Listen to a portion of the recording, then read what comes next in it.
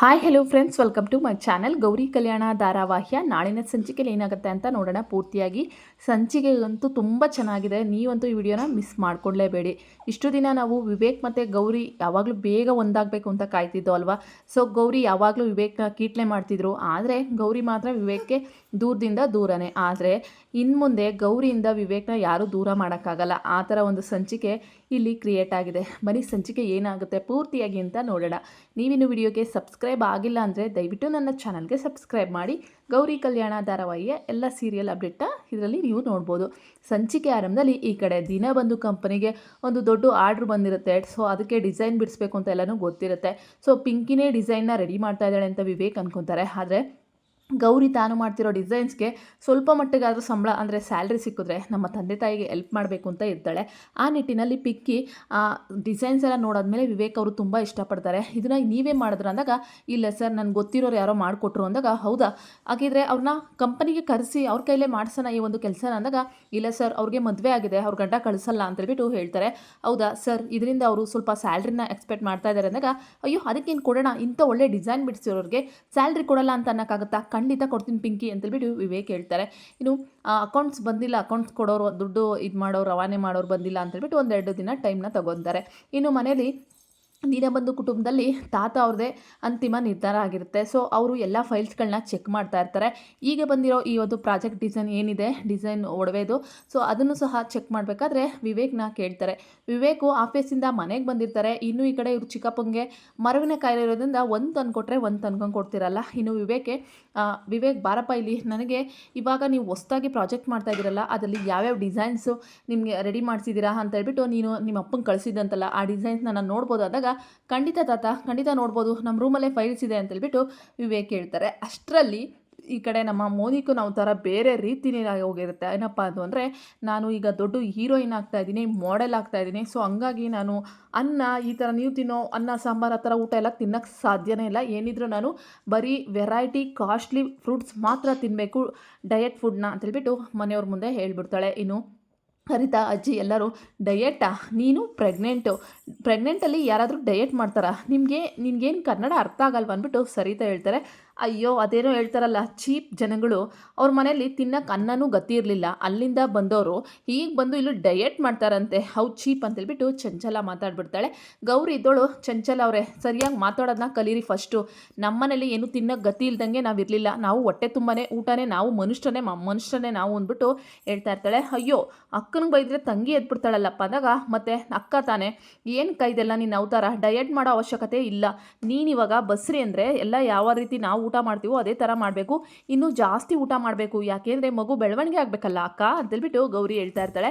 ಅಯ್ಯೋ ಇವಳಿಗೆಲ್ಲ ಗೊತ್ತಿದ್ರು ನಾಟಕ ಆಡ್ತಾ ಇದ್ದಾಳೆ. ನಾನಿಲ್ಲಿ ಬ್ಯೂಟಿನ ಮೇಂಟೈನ್ ಮಾಡಿ ಇನ್ನೊಂದೆರಡು ದಿವಸದಲ್ಲಿ 1-2 kg ತೂಕ ಕಡಿಮೆ ಮಾಡಿದ್ರೆ ನಾನು ತುಂಬ ಚೆನ್ನಾಗಿ ಕಾಣಿಸುತ್ತೆ ನನ್ನ ಫೋಟೋಸ್ ಅಂತೇಳ್ಬಿಟ್ಟು ಮೋನಿಕಾ, ಹೇ ಗೌರಿ ನಿನ್ನ ಪಾಡೋಗಿ ನೀನಿರೆ. ಅಷ್ಟರಲ್ಲಿ ಈ ಅನಿಕೇತ್ ಅವಳು ಹೇಳಿದಂಥ ಹಣ್ಣುಗಳನ್ನೆಲ್ಲ ತಂದಿರ್ತಾನೆ. ಏನೋ ಅದು ಅನಿಕೇತ ಅಂದಾಗ, ಅದು ಫ್ರೂಟ್ಸ್ ಅಂದಾಗ, ವಾವ್ ಅನಿಕೇತ್ ಫ್ರೂಟ್ಸ್ನೆಲ್ಲ ತಗೊಬನ್ನಿ, ವಾವ್ ಇದೆಲ್ಲ ನಂಗೆ ತುಂಬ ಇಷ್ಟ ಆಗ್ರಿ, ಪಪ್ಪಾಯಿ ಇದೆಲ್ಲ. ಅಲ್ಲ ನಿನ್ನ ತಲೆಯಲ್ಲಿ ಬುದ್ಧಿ ಇದ್ದು ಮಾತಾಡ್ತೀಯಾ, ಇಲ್ಲ ಅಂತ ಮಾತಾಡ್ತೀಯಾ? ಅಲ್ಲ ಅನಿಕೇತ್, ಅವಳು ಹೇಳಿದ್ಲು ಅಂತ ತಂದ್ಕೊಡ್ತಾ ಇದೆಯಲ್ಲ, ಇದರಲ್ಲಿ ಯಾವ ಹಣ್ಣುಗಳ್ನ ತಿನ್ನಬೇಕು, ಯಾವ ಹಣ್ಣುಗಳ್ನ ತಿನ್ನಬಾರ್ದು ಅನ್ನೋ ಸಾಮಾನ್ಯ ಪ್ರಜ್ಞೆ ಇಲ್ವಾ ನಿನ್ನ ಹೆಂಡ್ತಿಗೆ ಅಂದ್ಬಿಟ್ಟು ಸರಿತಾ ಹೇಳ್ತಾರೆ. ಅಯ್ಯೋ ದೊಡ್ಡಮ್ಮ ನನಗೆ ಗೊತ್ತಿಲ್ಲ, ಅವಳು ಏನು ಹೇಳಿದ್ಲು ಅದು ತಂದ್ಕೊಟ್ಟೆ ಅಷ್ಟೇ ಅಂದಾಗ, ಅನಿಕೇತ್ ಅವಳಿಗಂತೂ ಬುದ್ಧಿ ಇಲ್ಲ, ನಿನಗೂ ಬುದ್ಧಿ ಇಲ್ವೇನೋ ಅಂತೇಳ್ಬಿಟ್ಟು ಚಂಚಲ ಬೇರೆ ನಾಟಕ ಆಡ್ತಾ ಇರ್ತಾಳಲ್ಲ ಎವಿ, ಅವಳ ಪ್ಲ್ಯಾನ್ ಇದೇ ಆಗಿರುತ್ತೆ. ಆದರೆ ಮನೆಯವ್ರ ಮುಂದೆಲ್ಲ ನಾಟಕನ ಆಡ್ತಾ ಇರ್ತಾಳೆ. ಇನ್ನು ಮೋನಿಕಾ ಇದ್ದೋಳು, ಇದೆಲ್ಲ ನಾನೇನೆ ಅನಿಕೇತ್ ಹತ್ರ ಹೇಳಿ ತರಿಸ್ಕೊಂಡಿರೋದು ಅಂತಂದಾಗ, ಅಲ್ಲ ಈಗ ನೀನು ಈ ಥರ ಫಿಟ್ನೆಸ್ ಮಾಡಿ ಡಯೆಟ್ ಮಾಡಿ ಯಾವುದನ್ನು ಫ್ಯಾಷನ್ ಶೋಗೆ ಹೋಗ್ತಾ ಇದೆಯಾ ಅಂದಾಗ, ಅಯ್ಯೋ ಆ ಥರ ಏನೂ ಇಲ್ಲಪ್ಪ, ಏನು ಫ್ಯಾಷನ್ ಶೋಗೆ ಹೋದರೆ ಮಾತ್ರ ಡಯೆಟ್ ಮಾಡಬೇಕು ಅಂತನಾ, ನನ್ನ ಬ್ಯೂಟಿ ಕಾಪಾಡೋಗಬೇಕು ಅಂತ ಹೇಳ್ಬಿಟ್ಟು ಈ ರೀತಿ ಮಾಡ್ತಾ ಇದ್ದೀನಿ ಅಂತ ಮನೆಯವ್ರ ಹತ್ರ ಎಲ್ಲ ಸುಳ್ಳು ಹೇಳ್ಬಿಡ್ತಾಳೆ. ಆದರೆ ಗೌರಿಗೆ ಮಿಸ್ ಹೊಡಿತಿರುತ್ತೆ, ಇವಳೇನೋ ಮಾಡ್ತಾ ಇದ್ದಾಳೆಲ್ಲ ಅಂತ ಹೇಳ್ಬಿಟ್ಟು. ಅದು ಅಲ್ಲಿಗೆ ಬಿಡಲಿ. ಇನ್ನು ನಮ್ಮ ವಿವೇಕ್ ಅವರು ಡಿಸೈನ್ಸ್ ತೊಗೊಂಬರ್ಬೇಕು ಅಂತ ರೂಮ್ಗೆ ಹೋಗ್ತಾರೆ. ಅಲ್ಲಿ ರೂಮಲ್ಲಿ ಎಲ್ಲ ಕಡೆ ಡಿಸೈನ್ಸ್ ಇರೋ ಫೈಲ್ನ ಹುಡುಕ್ತಾರೆ, ಎಲ್ಲೂ ಸಹ ಸಿಗಲ್ಲ. ಎಲ್ಲಿಕ್ಬಿಟ್ಟು ಈ ಪುಣ್ಯವತಿ ನನ್ನ ಫೈಲೇ ಸಿಗ್ತಾ ಇಲ್ವಲ್ಲ ಅಂತೇಳ್ಬಿಟ್ಟು ವಾರ್ಡ್ರೋಬ್ನ ಚೆಕ್ ಮಾಡಿದಾಗ, ಗೌರಿ ವಾರ್ಡ್ರೋಬಲ್ಲಿ ಏನಾದರೂ ಇಟ್ಟಿದ್ದಾಳ ಅಂತೇಳ್ಬಿಟ್ಟು ಅಕಸ್ಮಾತಾಗಿ ಗೌರಿ ವಾರ್ಡ್ರೋಬ್ನ ಚೆಕ್ ಮಾಡಿದಾಗ, ಅಲ್ಲಿ ಗೌರಿ ಬಿಡಿಸಿರುವಂಥ ಎಲ್ಲ ಡಿಸೈನ್ಗಳ ಕಾಪಿಗಳು ಮತ್ತೆ ಸಿಗುತ್ತೆ. ಇದೇನಿದು, ನಾನು ನೋಡಿರೋ ಡಿಸೈನ್ಸ್ಗಳು ಈ ಡಿಸೈನ್ಸ್ಗಳು ಎಲ್ಲ ಒಂದೇ ಅಲ್ಲ. ಸೊ ಇದು ಗೌರಿ ಬರೆದಿದ್ದು ಮೊನ್ನೆ ರಂಗೋಲಿ ಬೇರೆ ಇದೆ, ಹಂಗಿದ್ರೆ ಈ ಡಿಸೈನ್ಸ್ಗಳನ್ನೆಲ್ಲ ಬರೀತಾರೆ ಹೇಳ್ತಿರೋದು ಗೌರಿನೇನಾ? ಮತ್ತು ಪಿಂಕಿ ಹೇಳಿದ್ದು ಅವ್ರ ಗಂಡ ಬಿಡಲ್ಲ, ಅವ್ರ ಗಂಡ ಆಚೆನೇ ಕಳಿಸಲ್ಲ, ಕೋಪಿಷ್ಟ ಅಂತ ಎಲ್ಲ ಹೇಳಿದ್ದು ನನಗೇನಾ? ಗೌರಿಗೆ ಇಷ್ಟೊಂದು ಟ್ಯಾಲೆಂಟ್ ಇದೆ ಅಂದ್ಬಿಟ್ಟು ಒಂದು ಕ್ಷಣ ನಮ್ಮ ವಿವೇಕ್ ಅವರು ಗಾಬರಿ ಆಗ್ಬಿಡ್ತಾರೆ. ಮತ್ತು ಗೌರಿ ತಾತನ ಹತ್ರ ಹೇಳಿರ್ತಾರಲ್ಲ ಅವ್ರ ಚಿಕ್ಕಪ್ಪನ ಹತ್ರ, ಹಂಗೆ ಚಿಕ್ಕಪ್ಪ ಕೆಲವರು ಟ್ಯಾಲೆಂಟ್ ತುಂಬ ಇರುತ್ತೆ, ಆದರೆ ಅವ್ರು ಗಂಡಿರು ಆಚೆ ಬಿಡಲ್ಲ ಅಷ್ಟೇ, ಅದಕ್ಕೆ ಹೆಣ್ಮಕ್ಳು ಒಳಗೆಯೇ ಸೇರ್ಕೊಂಡಿರ್ತಾರೆ ಅಂತೇಳ್ಬಿಟ್ಟು ಹೇಳಿರ್ತಾಳಲ್ಲ. ಆ ಮಾತುಗಳೆಲ್ಲ ನೆನಪಾಗುತ್ತೆ ವಿವೇಕ್ಗೆ. ಹಂಗಿದ್ರೆ ಆ ಕೋಪಿಸ್ಟ್ ಗಂಡ ನಾನೇನಾ? ಗೌರಿಲಿ ಈ ಥರ ಒಂದು ಟ್ಯಾಲೆಂಟ್ ಇದೆಯಾ? ನಮ್ಮ ಮನೆಯಲ್ಲೇ ಇಂಥ ಅಪ್ಪಟ ಬಂಗಾರನ ಇಟ್ಕೊಂಡು ನಾನು ಅಲ್ಲೆಲ್ಲ ಹುಡ್ಕಾಡ್ತಿದ್ನ? ಅದಕ್ಕೆ ಇರಬೇಕು ಪಿಂಕಿ ನನಗೆ ಅವ್ರ ಮನೆಯಲ್ಲಿ ಬಿಡಲ್ಲ, ಅವ್ರ ಗಂಡ ಕಳಿಸಲ್ಲ ಅಂತ ಹೇಳ್ಬಿಟ್ಟು ಸುಳ್ಳು ಹೇಳಿದ್ದು. ಈ ಥರ ಮಾಡ್ತಾ ಇದೆಯಾ ಗೌರಿ? ಇಷ್ಟು ಡಿಸೈನ್ಸ್ ಬಿಡಿಸ್ವಿ, ಮೊನ್ನೆ ಕತ್ಲೆಯಲ್ಲಿ ಕೂತ್ಕೊಂಡು ಬಿಡಿಸ್ತಿದ್ದು ಇದನ್ನೇನೆ, ಆದರೆ ನನಗೆ ಸುಳ್ಳು ಹೇಳಿದ್ಯಾ ನೀನು ಅಂತೇಳ್ಬಿಟ್ಟು ಇವಾಗ ವಿವೇಕ್ಗೆ ಎಲ್ಲವೂ ಸಹ ಅರ್ಥ ಆಗಿದೆ. ವಿವೇಕ್ ಇದನ್ನು ನಾನು ಇಲ್ಲಿಗೆ ಬಿಡಲ್ಲ ಅಂತ ಹೇಳ್ಬಿಟ್ಟು ಏನು ಗೊತ್ತಿಲ್ವೇನೋ ಅನ್ನೋ ಥರ ಸುಮ್ಮನೆ ಆಗ್ಬಿಡ್ತಾರೆ. ಇನ್ನು ಆಫೀಸ್ಗೆ ನೆಕ್ಸ್ಟ್ ಡೇ ಹೋದಾಗ ಪಿಂಕಿನ ಕರೆದು ಒಂದಷ್ಟು ಪ್ರಶ್ನೆ ಮಾಡ್ತಾರೆ. ಪಿಂಕಿ, ನೀನು ಡಿಸೈನ್ಸ್ ಎಲ್ಲ ಬಿಡಿಸಿದ್ಯಲ್ಲ, ಎಲ್ಲ ರೆಡಿಯಾಗಿದೆಯಾ? ಮೊನ್ನೆ ಕಟ್ಟಿದ್ದು ಕೊಟೇಶನ್ಗೆಲ್ಲ ರೆಡಿ ಮಾಡಿದ್ಯಾ ಅಂದಾಗ ಹೌದು ಸರ್ ಎಲ್ಲ ರೆಡಿ ಆಗಿದೆ ಅಂದ್ಬಿಟ್ಟು ಮತ್ತೆ ಡಿಸೈನ್ಸ್ ತೋರಿಸ್ತಾಳೆ. ಓಹೋ, ಇದು ಗೌರಿ ಬಿಡಿಸಿರೋದೆ, ನನಗೆ ಗೊತ್ತು. ಹೌದು, ಅವ್ರ ಹೆಸರೇನು ಅಂತ ಕೇಳ್ಕೊಬೋದಾ ಪಿಂಕಿ ಅಂದಾಗ ಅವ್ರ ಹೆಸರು ತ್ರಿಷಾ ಅಂತ ಅಂದ್ಬಿಟ್ಟು ಹೇಳ್ತಾರೆ. ತ್ರಿಷಾನಾ? ತ್ರಿಷಾ ಅಂತ ಈ ಥರ ಮೆಹಂದಿ ಡಿಸೈನ್ ಅಂದರೆ ಈ ಥರ ಡಿಸೈನ್ ಹಾಕೋದು ಅವರೇನ ಅಂದಾಗ ಹೌದು.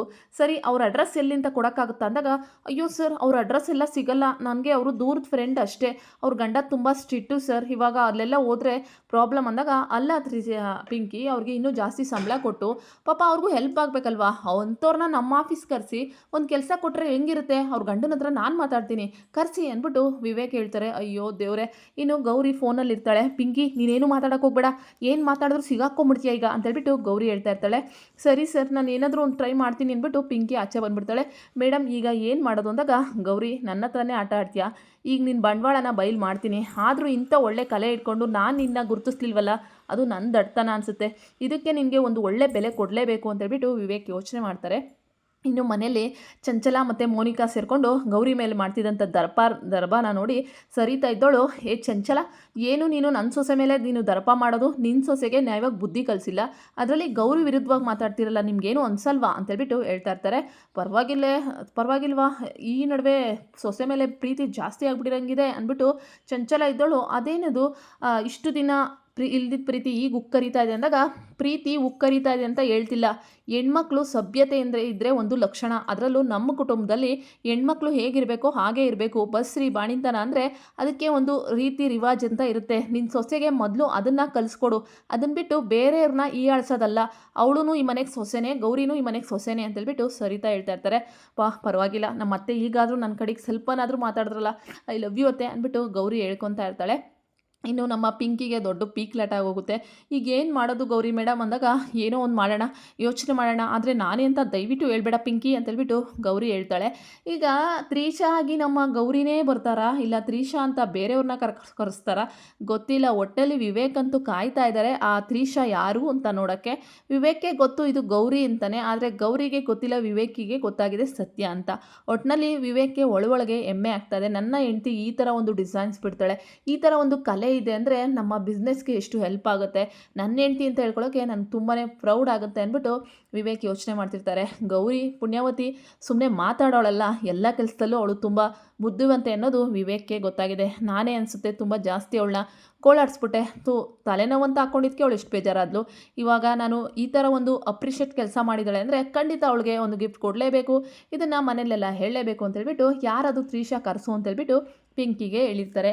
ಈಗ ನಮ್ಮ ಗೌರಿ ಗೆಟಪ್ ಚೇಂಜ್ ಮಾಡಿಕೊಂಡು ಬರ್ತಾರಾ. ನಂತರ ನಮ್ಮ ವಿವೇಕ್ ಆಫೀಸಲ್ಲಿ ಗೌರಿನೇ ಒಂದು ಅಸಿಸ್ಟೆಂಟ್ ಇಲ್ಲ ದೊಡ್ಡ ಮಟ್ಟಕ್ಕೆ ಏನಾದರೂ ಒಂದು ಕೆಲಸನ ಕೊಡ್ತಾರಾ ವಿವೇಕ್ ಸರ್, ನೋಡೋಣ. ನಿಮಗೆ ವಿಡಿಯೋ ಇವತ್ತಿಂದು ತುಂಬಾ ಇಷ್ಟ ಆಯಿತು ಅನ್ಕೋತೀನಿ. ಇಷ್ಟ ಆದರೆ ಗೌರಿ ಮತ್ತು ವಿವೇಕ್ ಜೋಡಿ ಯಾರಿಗೆಲ್ಲ ಇಷ್ಟ ದಯವಿಟ್ಟು ಅವ್ರ ಹೆಸರನ್ನ ಕಮೆಂಟ್ ಮಾಡಿ.